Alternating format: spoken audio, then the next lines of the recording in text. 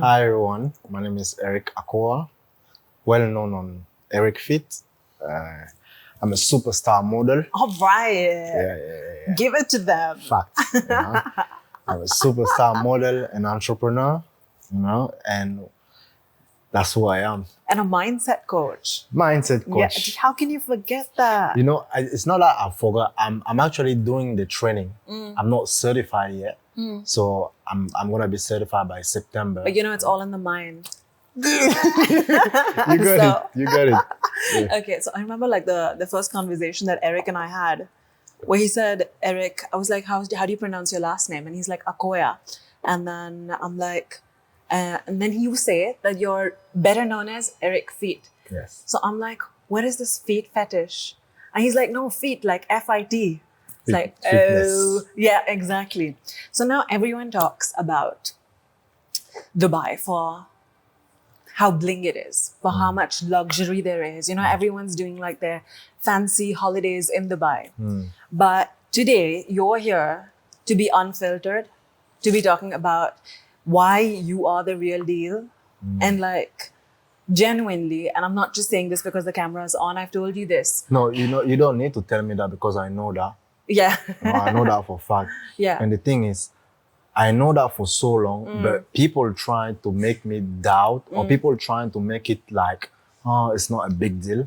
But it is actually a big deal. It's insane. It is. When I think about it, like even me, I'm like, sometimes, So, yeah. please go on. So like when people see you, they're probably like, okay, good looking guy, proper model. We've seen him around. But most people probably don't know the story behind this guy, right? Yeah. When did it start? Started in 2017. When you first came to Dubai. Yes. And how was that? How was 2017 for you? 2017, I was a bit lost because I didn't know how to speak English. I didn't know anyone here. So you moved countries Yeah. without knowing how to speak English. You see, this is one more reason why Where did you get the guts from? I don't know, So what were you speaking? French. Oh, wow. Yeah. Ladies, calm down. So you were speaking French. And then you moved to Dubai, realized that you need to know English. Yeah. And then you learned English. Yeah, so I realized that I first need a job. And the lowest, like the job that I could do with my French, because I couldn't speak English, Yeah. the job that I could do, it was cleaner. Like I needed to start somewhere. And I was applying for any type of job that could give me the Emirate ID. I was applying. And I got an offer as a cleaner, Metropolitan Hotel on Sheikh Zayed Road. Yeah. And I started there. The hotel was still in construction.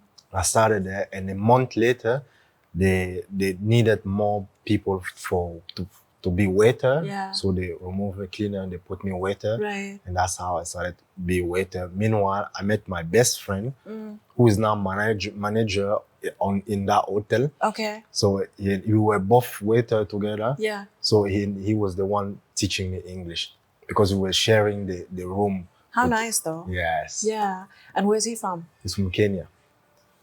Like honestly, a blessing for you, right? Because he taught you English, and I'm sure like that was very important for you. Very. So, okay, so you started as a cleaner, then you went on to become a waiter, and then what? And then after a year, when I felt like, okay, I was a little bit comfortable in English, and I wanted a bit more. So I resigned, and I was like, I don't know what I'm going to do, but I just know that I don't want to do the waiter anymore. Did you tell your family what you were doing in Dubai? Nah. Yeah, because I wanted to know, like, what were you doing? Like, how were you guys in Cameroon? Like, what were you doing there? Were you living with your family? Yeah, Yeah. back home I was Living. Yeah, I was living. Yeah. Even like the thing is, I didn't want to tell anyone that I'm struggling in Dubai, because I left a beautiful house, like living back in my country, and they would have been like, okay, but why are you going to struggle there when you have everything here in Cameroon? Yeah. So I didn't tell anyone. So I was just doing my thing, So would they never like, okay, because I mean, I don't know how African parents are, but like with Asian parents, they want to know everything. Where are you? Who are you with? Where are you going? How, did you eat? Did you have lunch? Did you have breakfast? Right? What about your parents? At the beginning, I was telling them, Yeah. I was telling them when I was a waiter, I was saying it's okay, I'm working this time, I don't have time to talk too much because I'm working. But once I resigned from waiter, I stopped telling everything because that's when the real struggle happened, So I started to do personal training. Okay. And it wasn't that great because I just had like 1 or 2 clients. Okay. And with my broken English. And on top of that, I didn't have a residency, so I needed to do the visa change every 3 months. And I was How are you doing that? Going to Oman? Yes, I was going Oh my to God. Oman. Yeah, the OG way. If you know, you know. The first time I didn't know. Yeah. So I went with my short T-shirt. Yeah. I flew to Oman, came back to Dubai, and then I need to wait at the airport for my visa to come out. The visa does not come out. Yeah. I stay in the airport for 3 days. Oh God. Freezing cold, sleeping at the airport. And I was God. like, wow. I thought I was going to die at the airport. It was so cold. And then I get that was the first time. Then I just kept going on with that. Every 3 months I was doing that with my 2 clients, and I was sharing a bed space with 20 people. Where was this? It was in Ticom, Okay. Basha. So I went on with my PT personal training life with my 2 clients and doing my visa change. Yeah. And living with 20 people. I was like, okay, for now, that's what I'm doing, And I did it for like about 1.5 years. Yeah. Going through that day in, day out. At what point did you think that, okay, things have to change? Or like, so meanwhile, were you able to save any money during that? Right? No, the visa change was taking all my money. Exactly, that's what I would think. And plus the rent as well. And with 2 clients. Yeah, it wasn't. And were they paying on time? No, I'm sure you have a trainer that you wasn't paying on time. No, I always did. Yeah, okay. It was a social media deal. I'm kidding. So, okay, then after 1.5 years, what happens? What's next? So, meanwhile, like I came to Dubai with a dream of being a cabin crew, because I wanted to fly, With Emirates? Yeah. Of course. And back then, 2017, 2018, 10,000 was a lot of money. Yeah, of course. You have 10,000 plus accommodation. Yeah. You travel. Yeah. It was a lot. It was my dream, Yeah. And my mom wanted it for me. She was like, if you get it, our life is set, set and everything. And me too, I was you get to travel the world. Right. So I was applying meanwhile I was doing the personal training, I was applying for Emirates, yeah. And I applied for Emirates once. They rejected me. I applied again twice. They called me for interview. And then we were 100 people. Went for the interview, and then I went to the final interview with 5 or 6 people. Oh, so you made it till there? Yeah. Yeah. And then they choose like 4 people. They didn't choose you? They didn't choose me. I went back home. That would have hit. It hit hard. Yeah. So hard that I fell into a depression. Really? Because I was broke, and then they just broke my heart. And that was your dream. Yes, exactly. Yeah. I mean, sure, if that's why you applied to move into the UAE, I mean, sure, that would have hit you hard. And then when it didn't happen, I was like, let me try Abu Dhabi, Etihad. Etihad. Let's go. Let's show Emirates what they lost on. I applied there. Oh, nothing. Damn it. Okay, I was helping. Nothing.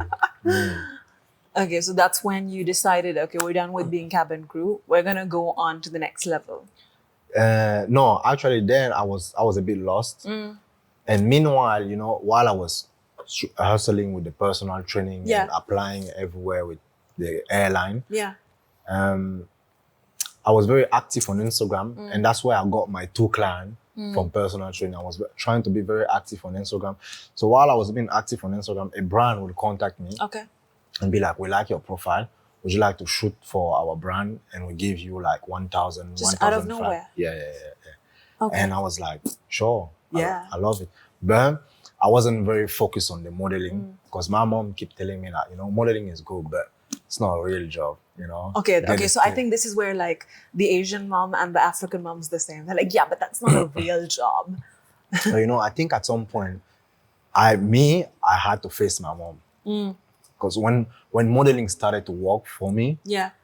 I sat her down and I say, it's over. You are never going to tell me about stable job. Because she's been telling me that for so long. Since I left. Get like an office job. Yeah. Get a stable job. I was like, Mom, it's over. There's no stable job for me. Like I'm full-time model and entrepreneur for now. Yeah. And if you don't accept it, like we're not going to get along, you know. And you know, you said that to your mom. Yeah? Guts. Yeah. Oh my God. But now. But you said that because she was in camera and you were here. Because in person, she would have thrown something at you. You know, no, I think I grew up as well, you know, and I think at some point she have to accept it because it's my life now, you know. So. But you're always gonna be her baby. Of course. Yeah. Of course. But you know what's funny? You know, so it was hard for her to accept it, but now she's my number one fan. She has poster of my of my shoot in the living room.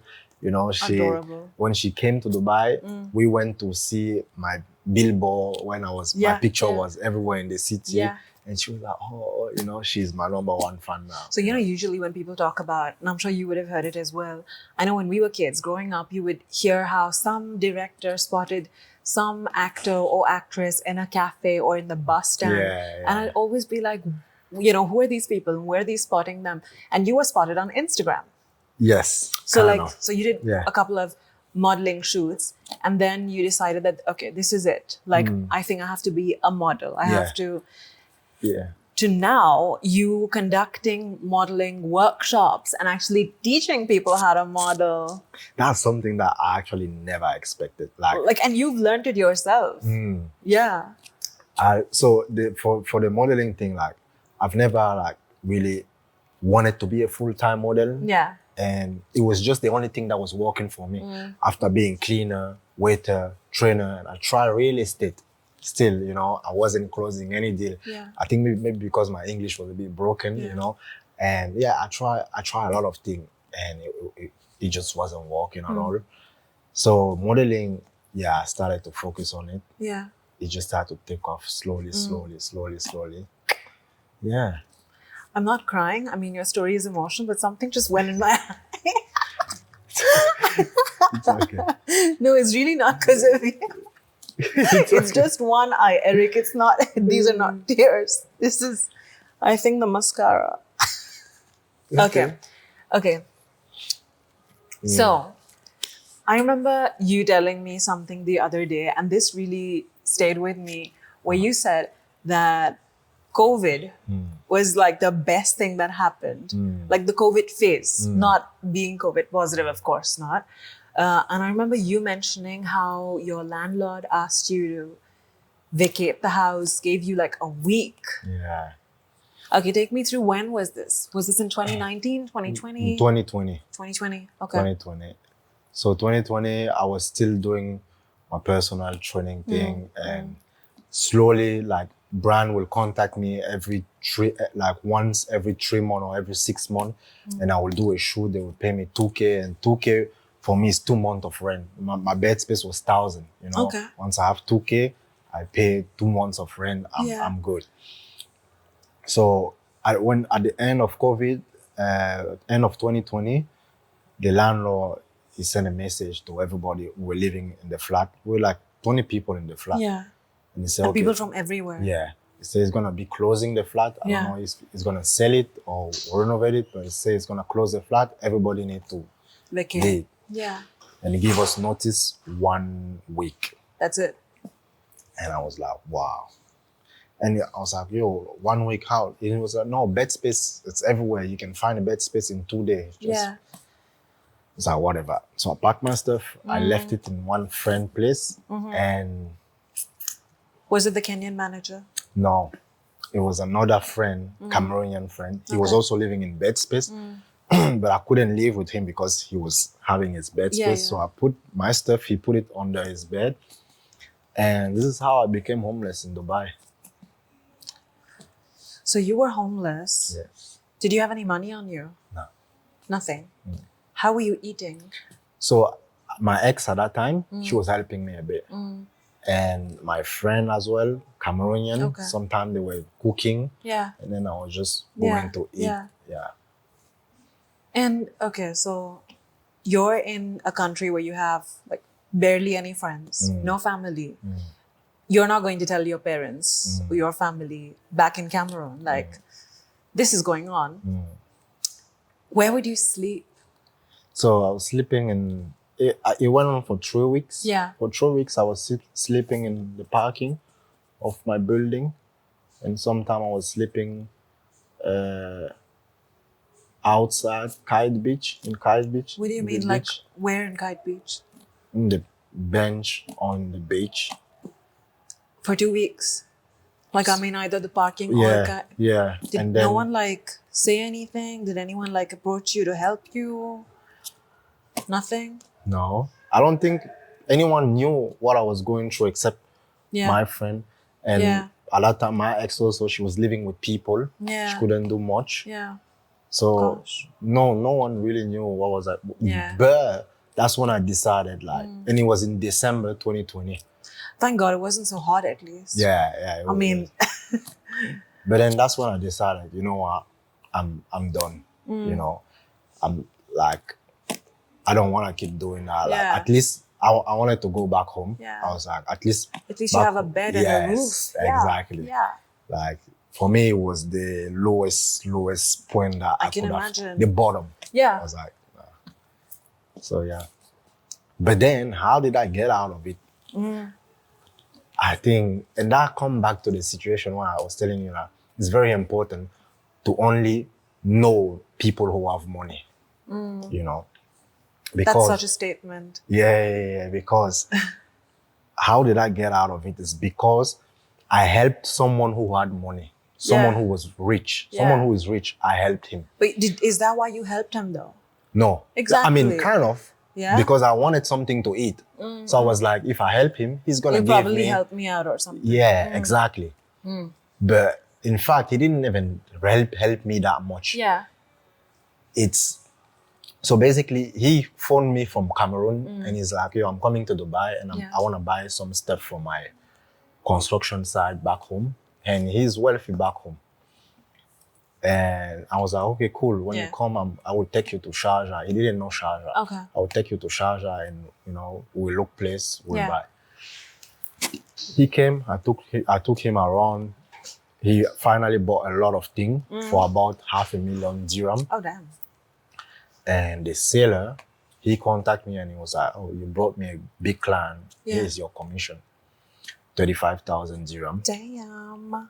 And in 4 years in Dubai, I've never seen even 35. Like you held 35,000 dirhams. Was it cash? It was account transfer. Okay, cool. Because that would have freaked you out, right? Yeah. But I mean, I pulled it out and then I looked at it, you know, Yeah. and That's what she said, that whole conversation. But, okay, I'm sorry. I have a problem, guys. I say the worst things in the worst moments. But anyway, okay, so back to... yeah, back to the 35,000. Yes. I looked at it and I was like, wow, I've never seen this money. Yeah, it's a lot of cash. A lot of money. And I was like, should I go home now? You know, because maybe that's my way out, you know. And Yeah, back because in you didn't even have money to fly out. Yes. And back in Cameroon, that's even way much bigger. And I was like, oh, maybe I stay here and if I see 35,000, that means I can see 100,000 or 1 million, you know? So... I mean, it's a risk that you have to, like, if you have the guts, you take, or else, like, I think most average people will be like, okay, I've never seen this kind of money. Maybe this is my sign. Leave. But then I love risk. Yeah. My whole life. I can tell. Yes. Like, my whole life is me taking a risk. Me coming in Dubai was the biggest risk, very big risk. I didn't know anyone, like, and my mom was even crying when I was coming. And you know, in Africa, like that was almost 8 years ago. We have a very, how can I say, like, we don't know much. African people, they don't, that at that time, they didn't know much about the Middle East. Okay. And what the media, American media portrayed. It's what they show in Hollywood, in the movies. Exactly. Yeah, so she probably thinks it's all just like sand dunes. Exactly. And she was like, you know, oh, you don't know anyone there, you don't speak Arabic, or you see the thing that we see on TV, blah, blah. And I was like, you know, I'm just gonna go see, you know. Yeah. So, yeah, what was I saying again? You're talking about your mom, when you were telling her, and then she had this impression of like the UAE, and I think she wanted you to be back. Yeah, but before that... You told her about the 35,000? No, I didn't. So for the 35... So who did you tell about the 35,000? My friend only. Okay. So what did I do with the 35,000? That's where, so like I was saying, my whole life was a risk, and I took the risk with those 35,000. I was like, you know what? I'm not going back. I'm gonna give myself a lifestyle that let me test a small bit of good life in Dubai. And even if the money finished, then I'll go back home, you know, or maybe I make more, I don't know. So without 35,000, I did a driving license. I did the Emirate, I did a visa. Okay. And I bought a car, a used car, and I put the first check on the studio. You see how you could that was back in 2021, beginning of 2021. Okay. See how you could have you could do a lot with 35,000. Now you can't. Oh my God! Yeah, the inflation. The inflation is real. Now you can. What was the rent like of the studio that you picked up? 21,000. That's it. In JBC. And what do you know how much that same studio is for right now? 38,000 dirham. Yeah. Nearly double. Yes. Nearly double. So 21,000. So you basically paid, like, you did one check then? No, I did two checks, but I put the first 10,000, but the money was finished after doing the driving license and buying the car. So I didn't have the money to pay the second check in 6 months, and I didn't know how I was going to pay the second check. But I just walk on faith. I was like, you know what?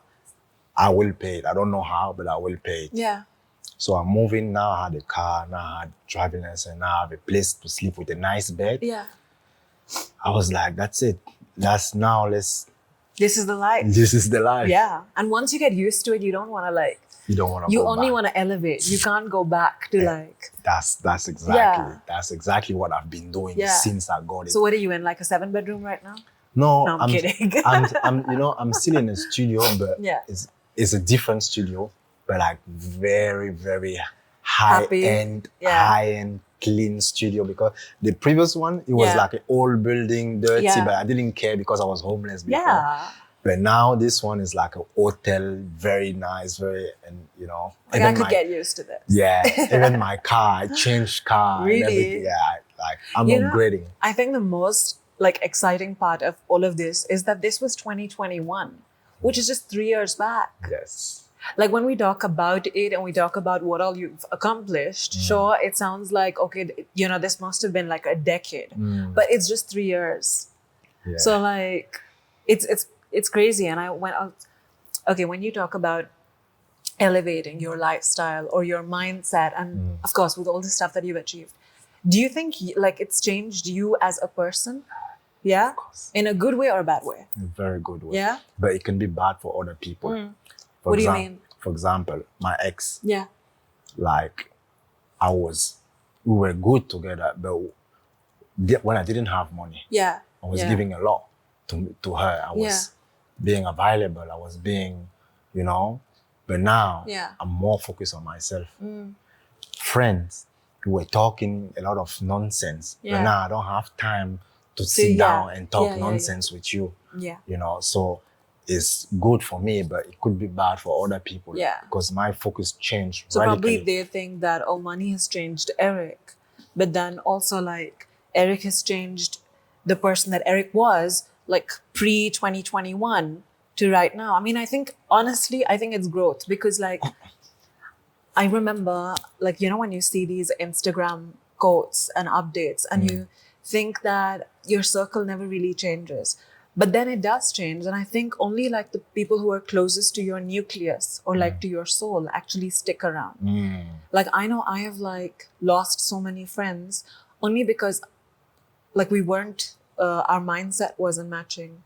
Or I thought like the negativity was bringing me down. And after a point you realize, so for them, I'm probably a bitch. But you know, like it's sometimes you just don't want to give in that much time to. So you've lost friends. I wouldn't say I've lost friend because they wasn't very friend. The real friend that I was Stick with you. Yeah, they're still there. Right. They're still there. And that's how you know the real ones, right? What about in terms of your lifestyle?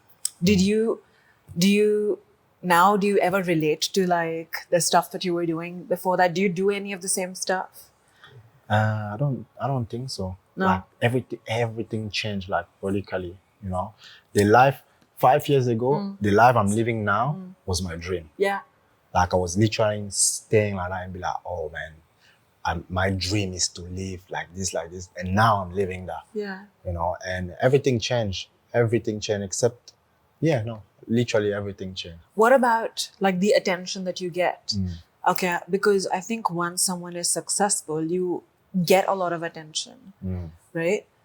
Do you see that from like people who were known to you, not friends, but like who were known to you, who are giving you more attention now? Oh, of course. Yeah. But that's something that doesn't surprise me. You know, there's a lot more attention. People that I know or that I knew came back and trying to like talk or be friends. Are we talking about the ex? No, my ex is actually still a very good friend of me. You know, but other people. But yeah, it's crazy that I've never had so much attention in my life like that. It's actually crazy. Yeah. But I think I'm very grounded. You know, I don't let like that affect me, and I don't let anyone just get into me. Well, I'll find out how grounded you are. Do you shop when there's sale? Oh yeah, no, still. Yeah. No. I do. Really? Yeah. Okay, what sale's going on right now? Zara. Okay. Yeah. You're right. Yeah, I know. Okay, do you fly economy? You know what? Gotcha. You know, wait, that's actually very important. That's that part. It's funny you say that. I still fly economy, but I told myself from next year, actually from this end of the year, I'm not flying economy anymore. I'm flying private. Yeah. Wait, let me tell you what. I have a screenshot in my phone from 2019. And bear in mind, in 2019, I was broke, dead broke. You were broke and homeless. And I didn't even have a bank account. I didn't have nothing. So look at the screenshot. Yeah, 10th October 2019. Okay, look at this car. Which one is this? This car is Haval, red. Yeah. Look, Emirate people. Yeah. Private jet. Yeah. So this car, that was in 2019 version, brand new. Yeah. Now I have the same brand, same color, the 2023 version. It's much beautiful and more expensive. So you have it now? Yeah. Okay. And then the job Emirate, of course, I don't want to work with. You've outgrown that? Yes. Yeah. And I shoot with them. Yeah. I've modeled for Emirate. Flex. And this, I say it's going to happen this year. So what is this photo? Is this like your... I was a vision board. You had a vision board in 2019? Yes. I was just talking to my team today. I was like, guys, we need to have a vision board. So you want to get your own private jet? You want to get your own jet? No. So you just want to fly private? I want to fly private, yeah. All right. And put myself in that mindset, like just flying private. Okay. Yeah.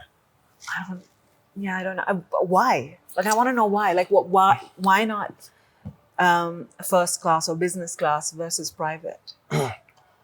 Why? Because, you know, you were saying that earlier, it's in the mind. Yeah. You know, so if I put myself in the mind of a very, very successful entrepreneur. Okay. How does he fly? He fly private. Therefore, I fly private too. And it's gonna condition my mind just to want to fly private or to do more so I can fly private. Yeah. That luxury of flying private, you know, Yeah. I wanna feel that. Yeah. Like for example, when in 2019, when I didn't have that car yet, Yeah. I went for a test drive Okay. without driving license, without money, but I still went for this test drive. And now it's 2023 version is parked outside. They let you test drive Yes. without a license Yes. in Dubai? Yes. Do you have the salesperson's name? No. Okay, I want to know. No, the thing is, so I went with my ex, you know, and She has a license. Yeah. Yeah. So, and then we parked and then I drive a bit. Yeah. Do you think now that, okay, so now that I think you've outgrown being a model. Like I find it a little, like I feel like I can't say you're a model anymore because you have a model story, but I don't think you're just a model. No. So obviously you got rejected from Emirates and then boom, like a couple of years later, they sign you as a model. How did that feel? You know, at the beginning, I was just shocked. Like, Talk to my hand.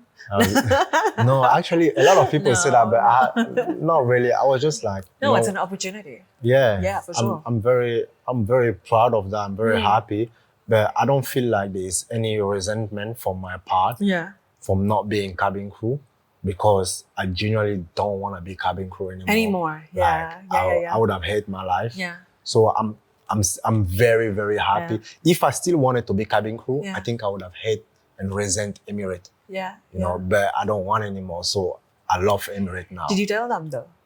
Did you tell them that you had applied for being cabin crew?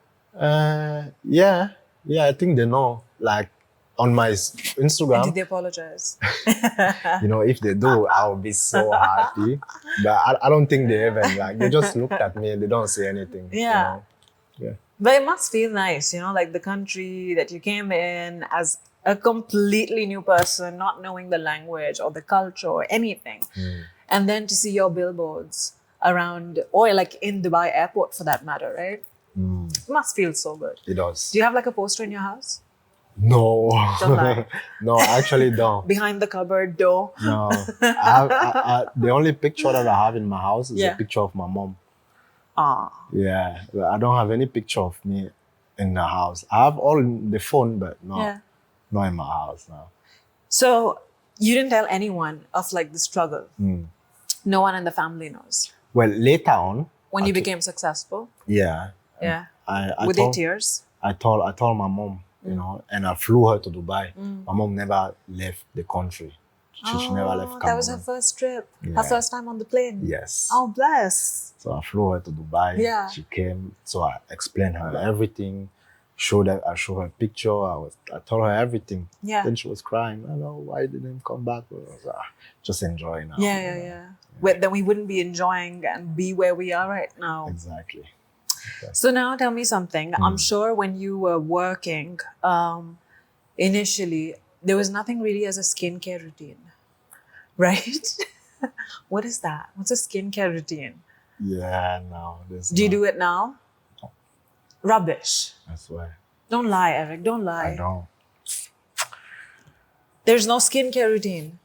You know, there's this you. meme on Instagram, reels like girls, they do everything. But, and like then a guys, and then guys, they just put this. That's you? Yeah. Like use the shampoo here on your face and everywhere? I don't even use shampoo. Like I just put the cream and then I'm out. Yeah. Yeah, I have no other questions. Officially hate his jeans, his skin. So there's nothing. Really nothing. You've never ever gone to a dermatologist? Same. I've been to the dentist though. Yeah. A lot. Yeah. A lot. Because I used to love sweet and it really messed up my teeth. But other than that, no. Okay. So when we were talking off camera, I remember something that Eric said, which I have never, ever, ever heard anyone say. You're the only person who said this, that I wanted to go to the Dubai police to make them deport me. Like that statement. And I just remember looking at you and I was like, what? Why? Because you know, the struggle was real. Yeah, The struggle was real. Like, you are in the country where, and I feel like only Dubai police could have helped me. Yeah. Because they are kind enough to be like, okay, you know, here's your ticket, go home, you know, it's gonna be okay. Yeah. But if I ask anyone money, like, hey, help me to pay the flight ticket to go back to my country, no one would have done it. Which I did want to ask you, because, you know, you said you had like that Kenyan manager friend in the hotel you were working in, or even say your ex. Did you never ask anyone for money? Like, Nah, no, I you don't, didn't have that? I don't. It gets awkward, right? Yes. Yeah. I don't. I know. And especially when you're broke and you ask for money, it's like you just Thinking your own. Yeah. Yeah. And you know what's worse is when you give money to someone and they don't, like, and then it's so awkward to ask them back for it. And then, also, especially when I knew I couldn't even give back the money. Yeah. So why would I ask? Yeah. You know. Yeah. So what's next for Eric? What's next? Oh, there's a lot of things next. I did tell you, I was like, your story is something that I haven't even watched a movie like this or like a series like this, because there's so much that you've done. And then he says, well, there is actually something coming. So there's a screenwriter who is writing a book about my story, and it's gonna be launching end of the year, like November. Okay. And then we're planning to adapt the book into a movie. And who's gonna act in it? Hopefully me. Yeah. But you know, if a big production house buy the thing and they say, okay, we want Michael B. Jordan to play, I just need to see. I like how he's like Michael B. Jordan.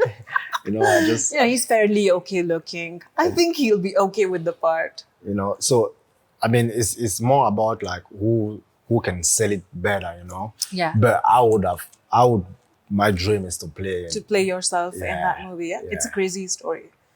It is crazy. So and what else?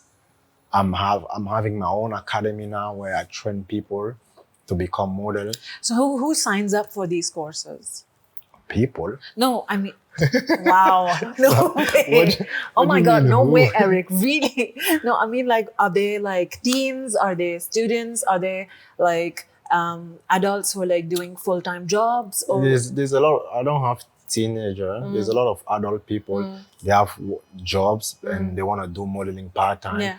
Some are new people in Dubai that are model and who want to know more and who want to do more. Yeah.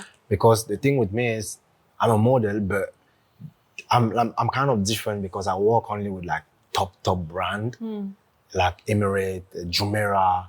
You know, I even work for Marriott, like top brand like that. Oh, Marriott. It's funny you mentioned that because we're at Marriott Marquis Dubai. So subtle. That was 30-second publicity. Yeah. Marriott. I did a shoot for them. Yeah, you did? So they see that and they're like, okay, like we want to do modeling at that scale. You know? So I had a lot of different people. I have even some people flying from UK to come to my to my modeling camp. Way. Yeah, some people come from Abu Dhabi. So it's very like people from everywhere. Nice. So now you're also a teacher. Yeah. Do you have patience for it? Oh, that's a no. You took 3 seconds. In general, no. But because I love it, and also I love to help in that way. So I'm like, we're gonna get there. So, like before I let you go, you wanna the top tip for anyone to succeed in Dubai, to succeed in the UAE. What is it gonna be? Stop hanging out with broke people. Party is not gonna run away. Party in Dubai is every day. Parties in Dubai has been here since I moved to Dubai 2017. The party in Dubai is still here. So, you know, put the party aside and just try to hang out with people who are high, people who can elevate yourself, people who can make you see things different. Yeah. People who have different mindset, people who are hustling, grinding. You know, you want to be around best people. You want to be around people who have money if you want to have money. You want to be around smart people if you want to be smarter. So it's all about your environment, who you hang out with, and what you think about yourself. Because if you think that you deserve more, you eventually will get more. If you think that, oh, this life is okay for me, then that life will be okay. You won't grow. So the only tip to not be broke is don't hang out with broke. obviously, It's simple. it's very simple, you know, very, very simple. Go gold diggers. I mean GOAL, gold. Gold diggers, you get it? I got it. I got it. Yeah. And what other tips you have? What tips do I have? Yeah. Well, be like me, hang out with the right people, and I have no tips. I just think I think you should just be a good human, because most people are not just bad people. I feel like you need to be able to go back to sleep with like a light head, like not think about, oh shit, what I did was wrong and what Clear conscience mind. Yeah. Okay. You think this is makeup? No, it's a clear conscience. I think we're done. That was a good one. Okay. Thanks, Eric. This was so much fun. Thank you too. And again, the mascara went in my eye. You're crying because I'm leaving. No, So it's not. okay. It's okay. sure, yeah. That's why it's very emotional. We're done. That was amazing. No,